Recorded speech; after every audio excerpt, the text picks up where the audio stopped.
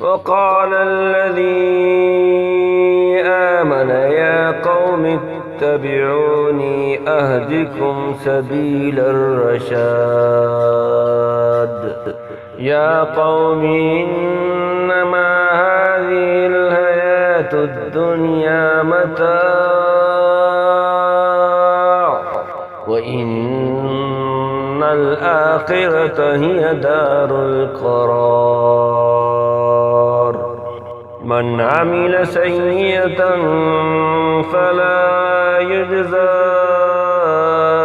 إلا مثلها من عمل صالحا من ذكر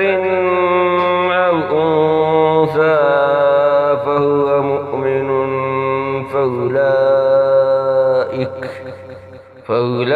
فأولئك يدخلون الجنة يرزقون فيها بغير حساب ويا قوم ما لي أدعوكم إلى النجاة وتدعونني إلى النار تدعونني لأكفر بالله وأشرك به ما ليس لي به علم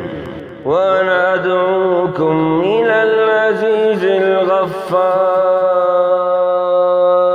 الغفار لا جرم أن ما تدعونني إليه ليس له دعوة في الدنيا ولا في الآخرة وأن مردنا إلى الله وأن المسرفين هم أصحاب النار فستذكرون ما أقول لكم وأفوض أمري إلى الله إن الله بصير بالعباد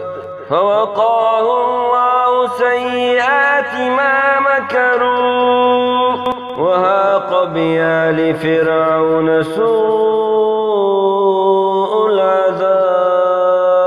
العذاب النار يعرضون عليها غدوا وعشيا ويوم تقوم الساعة أدخلوا آل فرعون أشد العذاب وإذ يتهاجون في النار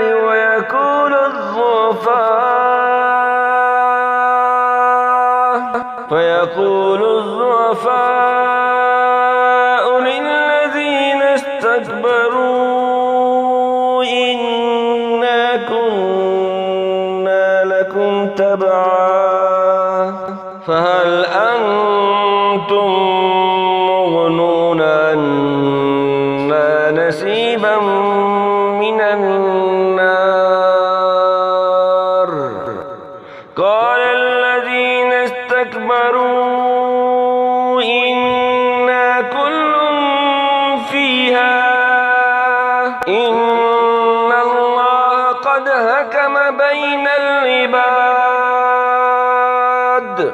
وقال الذين في النار لهذنة جهنم ادعوا ربكم يخفف عنا يوما من العذاب قالوا أولم تك تأتيكم رسلكم بالبينات قالوا بلى قال